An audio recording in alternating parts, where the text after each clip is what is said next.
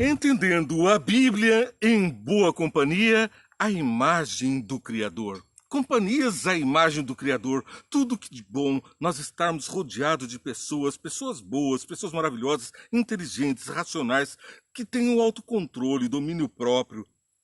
Epa, essas características são herdadas do próprio Criador de Deus. Ele que é um ser racional, que tem domínio sobre todas as coisas, que criou todas as coisas, Senhor que se assenta no domo do globo terrestre, portanto pisa o mar e a terra. Ele que é o Senhor de todas as coisas, o nosso Criador, nos passou, nos transferiu também essas qualidades. É o que está registrado em Gênesis capítulo 1, versos 26 e seguintes. Então disse Deus, façamos o homem à nossa imagem, conforme a nossa semelhança. Esse Deus plural, Elohim, Deus o Pai, o Filho e o Espírito Santo, inteligentemente, racionalmente decidiram fazer companheiros, criaram um planeta, puseram tudo de bom, um paraíso, e ali colocaram o que era a sua imagem e semelhança. Alguém com capacidade de raciocínio, de domínio, de interação para relacionamento com Deus. É por isso que Jesus visitava eles todos os dias, na viração do dia, na brisa do dia, como diz noutra tradução da Bíblia. Mas continua aqui o texto. Então façamos, domine ele sobre os peixes do mar, sobre as aves do céu, sobre os grandes animais de toda a terra, e sobre todos os pequenos animais que se movem rente ao chão. Agora importante, criou Deus o homem à sua imagem, a imagem de Deus os criou. O homem foi criado, mas olha só, não foi só o homem e mulher os criou. Portanto, homem e mulher foram criados por Deus, diretamente por Deus. Em que condições e por quê e para quê é o que vamos verificar agora. Deus os abençoou, lhes disse, sejam férteis, multipliquem-se e encham e subjuguem a terra. Eu já disse anteriormente, que Ellen White nos esclarece, que o propósito de Deus era que o jardim do Éden, que ele deixou como exemplo, fosse multiplicado no paraíso, na terra. Pequenos jardins do Éden estariam aqui e acolá, um mais belo que o outro, como morada dos nossos filhos. Nós estaríamos lá morando no paraíso. Mas provamos da árvore do conhecimento do mal e as nossas feições se desafeiçoaram daquela que é a feição de Deus. Não somos mais a cara do Pai, estamos desfigurados, não nos reconhecem mais no universo por os nossos atos. Perdemos até mesmo o dom mais precioso pelo qual Jesus teve que morrer para resgatar o livre-arbítrio. Deus nos fez senhores de nós mesmos, senhor dos animais, mas trocamos a nossa liberdade por um fruto proibido. Satanás venceu o homem com a ilusão de que ele seria semelhante ao Altíssimo. Disse ele, porque Deus sabe que no dia em que deles provar, você vai ser semelhante a ele, conhecedor do bem e do mal. Eu já disse antes que esse conhecedor do bem e do mal, porque Deus conheceu o mal através de Satanás nos céus. Lúcifer havia feito o universo conhecer o mal.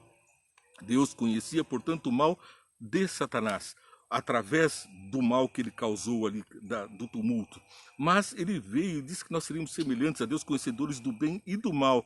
E isso ele fez com que nós conhecêssemos o mal dele, o mal do próprio Satanás, que agora transforma nossas feições. Passamos a ser egoístas, passamos a perder o domínio próprio para trocar por pecados como aquele fruto, semelhantes ao álcool, ao fumo, às drogas, à promiscuidade, à pornografia, a toda forma de escravidão que nos tira a liberdade. Nós somos livres para tudo. Por tudo posso naquele que me fortalece, mas nem tudo me convém, diz o apóstolo Paulo. Pois bem, continua o Gênesis no capítulo 2, verso 7, um trecho fabuloso. Então o Senhor Deus formou o homem do pó da terra e soprou em suas narinas o fôlego da vida, e o homem se tornou alma vivente. Então o homem foi feito do pó da terra. A ciência fica tentando descobrir a origem da vida, a origem da terra. Já falamos ontem que a terra surgiu da água, provavelmente de uma decantação, separou-se a terra, uma decantação forçada naquele dia em que Deus fez a separação entre terra e água, a porção seca. Então, da água veio a terra, da terra veio o barro que nos formou, e com o sopro da vida fomos feitos almas viventes semelhantes a Deus. E então Deus toma da costela de Adão, da mesma substância, e faz uma semelhante a ele. Naquele mesmo instante é criada a mulher, de uma costela, da semelhança do homem, não com autoridade sobre ele, não foi tirada da cabeça, nem tampouco foi feita para ser pisada pelo homem, não foi tirada dos pés, mas Ellen White esclarece que foi tirada da costela, do ao lado, aquela companheira, aquela que vai junto. Por isso, Eva era a companheira ideal, inteligente, racional, colaboradora, interativa. E então recebiam Jesus na viração do dia, porque diz o Gênesis que Jesus visitava o Éden na viração todos os dias e passava o sábado com eles.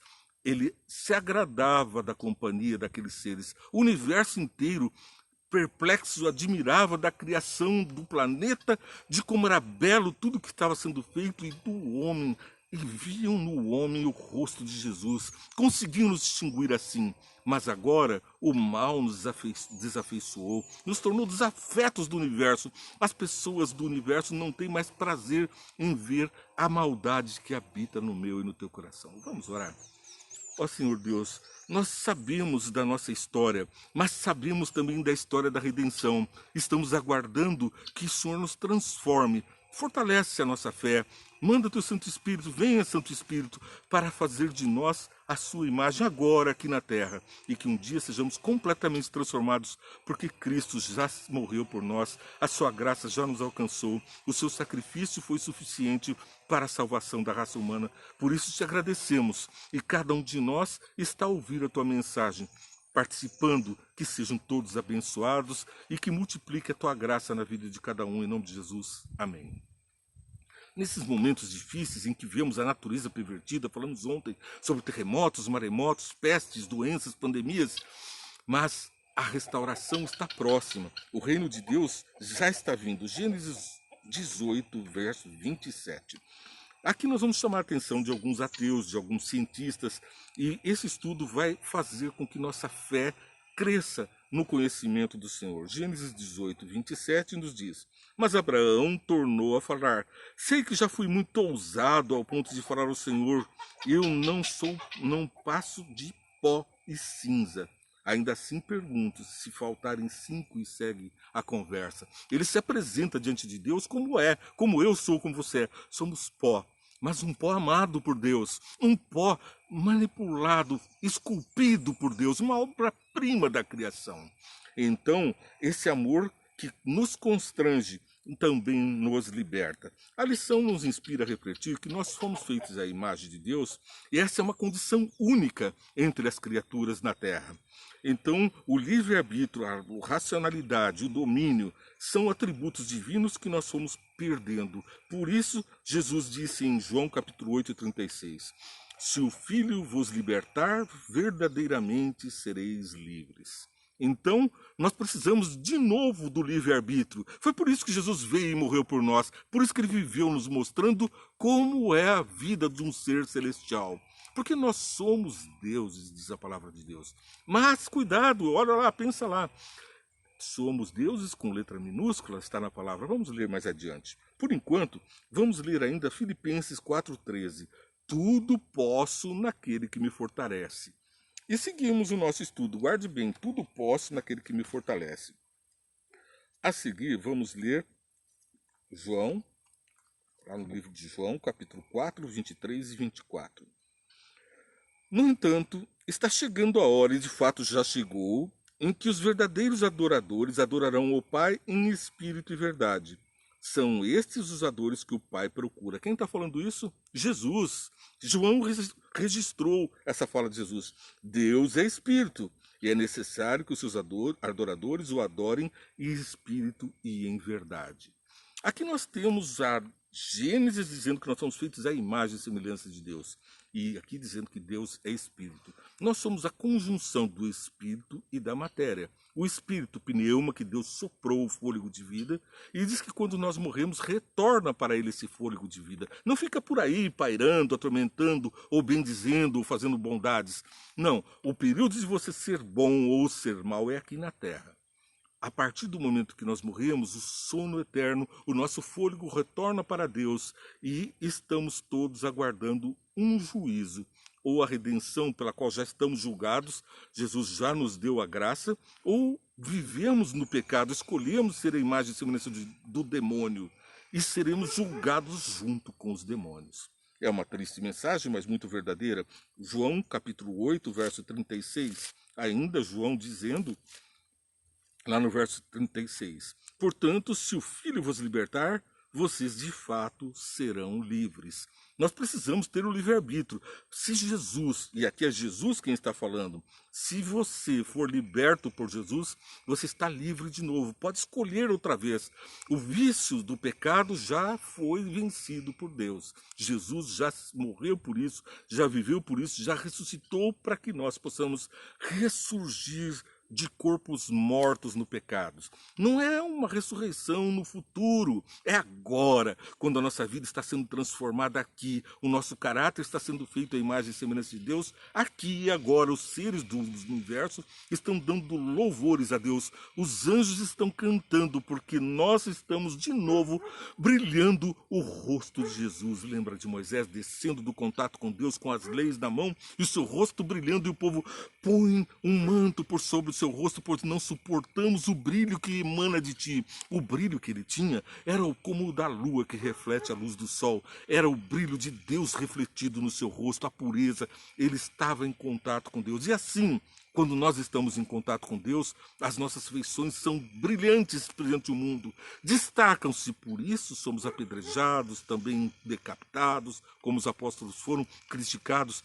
Mas também o universo todo está aplaudindo Jesus pela obra de transformação da tua e da minha vida. Não é muito legal a gente poder contar com a salvação agora? Porque muito se fala de quando Jesus voltar.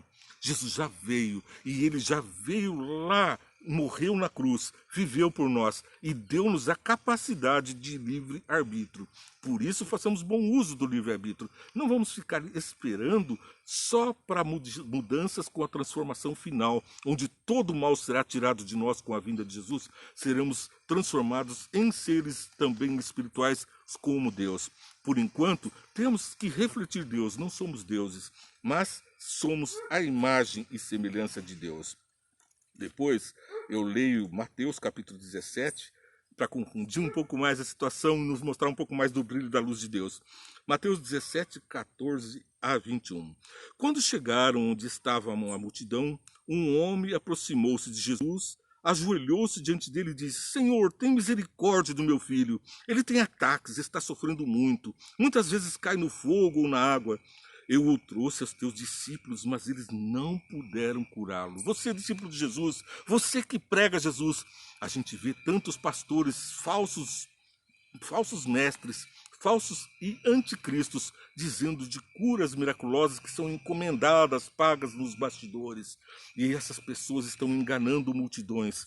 Mas também existem aqueles milagres verdadeiros que estamos contemplando, curas miraculosas, transformação da nossa vida é o maior de todos, esse ninguém pode negar, porque os presídios estão cheios de malfeitores que estão sendo transformados pela palavra de Deus e estão dando ótimo testemunho, bom testemunho, maravilhoso testemunho do poder de Deus na transformação de vidas. Esses homens que estão no presídio, que estão na escola do mal, lá onde eles aprimoram todo o saber do mal, quando conhecem a palavra de Deus, têm a vida transformada e passam a produzir bons frutos, são ótimos cidadãos, ótimos familiares, pessoas do nosso convívio na igreja, que nós vemos nele a glória do Pai, a transformação de Jesus. Ninguém pensa neles como um malfeitor, antes como um irmão. É a capacidade de Jesus de nos transformar em irmãos daqueles que são semelhantes a ele. Continua o verso. Respondeu-lhe Jesus, mas eles não puderam curá-lo. Verso 17. Respondeu Jesus: ó geração incrédula e perversa, até quando estarei com vocês? Até quando terei que suportá-los? Incrédulos, perversos. Nós ainda estamos arraigados ao pecado e ainda temos pouca fé. Por isso, as curas não estão sendo prodigiosas como no tempo dos apóstolos. Precisamos de uma transformação do eu. O Santo Espírito precisa me transformar. Então os discípulos aproximaram-se de Jesus em particular e perguntaram: por que não conseguimos expulsá-lo? Ele respondeu: porque a fé que vocês têm é pequena. Eu lhes asseguro que se vocês tiverem fé do tamanho de um grão de mostarda, poderão dizer a este monte: vá daqui para lá, e ele irá. Nada lhes será impossível. É de novo a feição de Deus em mim e em você. Nada será impossível. Nós teremos esse dom de Deus de domínio sobre a natureza, até sobre os montes. Aqui não é só dominar sobre os animais, os grandes, os pequenos, os mares que rastejam. Não, aqui ele está falando de transformação a ponto de mandarmos que o monte se modifique de lugar. Olha, gente, isso é um poder que vem com certeza dos céus. Isso também está lá em Marcos, capítulo 11, verso 23, que eu vou ler na linguagem de Marcos, que é um apóstolo carinhoso, um apóstolo amado, assim, que tinha todas as feições de caráter transformado por Deus, né? Marcos, capítulo 11, verso 23. Eu lhes asseguro que se alguém disser a este monte: levante-se e atire-se no mar, e não duvidar em seu coração, mas crer que acontecerá o que diz, assim lhe será feito. Portanto, lhes digo que tudo que vocês pedirem em oração, creiam que já receberam, e assim lhes sucederá. Olha, quanta fé nós precisamos ainda amadurecer em nosso ser para vermos esses milagres que estão chegando. É o tempo do fim, nossos velhos terão sonhos, nossas crianças terão visões, as crianças terão participação, pequeninos como estamos vendo hoje. Nós precisamos de uma transformação. Então segue a palavra de Deus e ela vai dizer lá em em Mateus capítulo 21, versos 21 e 22. Mateus 21, 21, Jesus respondeu: eu lhes asseguro que se vocês tiverem fé e não duvidarem, poderão fazer não somente o que foi feito à figueira, mas também dizer a este monte: levante-se e atire-se ao mar, e assim será feito. E tudo que pedirem em oração, se crerem, vocês receberão. O que tinha acontecido com a figueira? A figueira ostentava uma posição vultosa, folhas verdejantes. Não era tempo de figo, mas ela aparentava ter os figos. E Jesus vai até ela, amava figos, e vê que ela era uma ilusão, ela era uma falsidade, um cristão falso, não produzia frutos. Bonito, todos aplaudiam, mas quando chegava perto, pelos seus frutos os conhecereis. Nenhum fruto. Ele amaldiçoou a figueira secou imediatamente. A falta de fé faz com que nós sequemos. A transformação de vida importa que nós produzamos frutos. Nós temos que ter o domínio, não Satanás. Nós somos o representante daquele que tudo fez, que tudo pode. E quando nós nos imbuirmos dessa força, desse poder, através da oração de Jesus Cristo, através do poder de Deus, a nossa vida é transformada e nós podemos fazer milagres como os que estão desafiando no mundo. Não esqueçam, o maior milagre é a transformação de almas, e isso todos estão vendo, é impossível negar. Pois bem, tem ainda um fato bastante interessante que eu gostaria de trazer junto à lição, que é o DNA. Nós todos somos feitos à imagem e semelhança de Deus, e Deus assinou isso. Não só nos cromossomas, que são partidos em números, e ali a gente vê o número 7 partindo os cromossomas em pedaços, partindo em pedaços de 7, ali a assinatura de Deus, mas no gene, no cromossoma mitocondrial. As mulheres todas, cromossomo XX, têm o cromossoma mitocondrial igual, idêntico. Elas são todas filhas do mesmo ser, Eva. Os homens também têm o X e o Y e demonstram também a assinatura de Deus. Por que eu chamo de assinatura de Deus? Porque até os ateus assim o dizem. Veja, o nome desse gene que está situado ali na mitocôndria, na mitocôndria, chama-se citocromo oxidase 1. Número de Deus. Então, essa é uma mitocôndria que vai ela gera energia nas nossas células para o nosso corpo. A função principal seria essa até pouco tempo atrás, mas agora ela é realmente o padrão da nossa genética. É um espelho por onde as células se orientam para perceber a unidade, como a rainha e as abelhas. Ali está a genética mãe e as células do nosso corpo devem seguir esse padrão. Dos nossos filhos seguem esse padrão. A nossa genética toda, de Eva até você, segue o padrão mitocondrial. Nós todos temos o mesmo gene. Esse citocromo é o que dá cor à célula. Por isso chama-se cito, célula, cromo, de cor. Então ele se oxida. Por que citocromo? Lembra? Adão. O que quer dizer a palavra Adão, senão cor de terra? Está fazendo sentido? Citocromo, cor Adão. Cor de Adão. Todos nós somos feitos como Adão. A mesma cor da terra está em todos nós. Nós todos somos do mesmo DNA. É a assinatura de Deus. Não há nenhuma alteração, não há degenerescência, a não ser as doenças que Satanás trouxe, e também não há aprimoramento. É o padrão que Deus fez. Não há evolução nem involução dentro do padrão da perfeição do mitocôndrio, do DNA, do gene mitocondrial. Agora, a partir do momento que muda, sai do padrão. E então essas células são fagocitadas, são destruídas, são refeitas para preservar. Por isso, quando há uma tendência de evoluir ou involuir, essas células são fagocitadas, são proibidas, porque Deus assim determinou. É o padrão de Deus para que nós tenhamos, então, que voltar. E onde é que está, então, na pesquisa genética, encontrado o DNA original, o primeiro povo mais antigo? Dizem que está lá na África. Lembra? Adão morou na África? Não, ele morou lá na Turquia, segundo o que dizem alguns. Eu não acredito muito, porque houve o dilúvio e depois houve a Pangeia, a separação dos continentes. Isso foi logo depois do dilúvio, conforme a Bíblia relata. Então nós não temos certeza dos lugares. Mas aqui, em princípio, seria ali na Turquia a origem dos povos. Não foi, por acaso, o mesmo lugar no Ararates, onde a arca de Noé aportou e daí saíram 8 pessoas que repovoaram o mundo?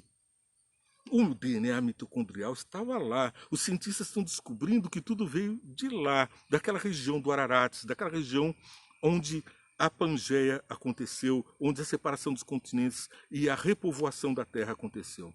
É a ciência verdadeira, com a luz da Bíblia, trazendo o verdadeiro conhecimento das maravilhas de Deus em preservar o seu povo durante a história do mundo, refazendo a sua imagem na minha vida e na sua vida. Você acabou de assistir Entendendo a Bíblia em Boa Companhia. Não perca todos os dias, 5 minutos, vê e entende. É um resumo desse programa bem rapidinho, que vai ao ar um pouco antes. Você assiste, curte, compartilha a nossa programação, siga lá o sininho, se inscreva, você vai receber as mensagens diárias do amor de Deus por você.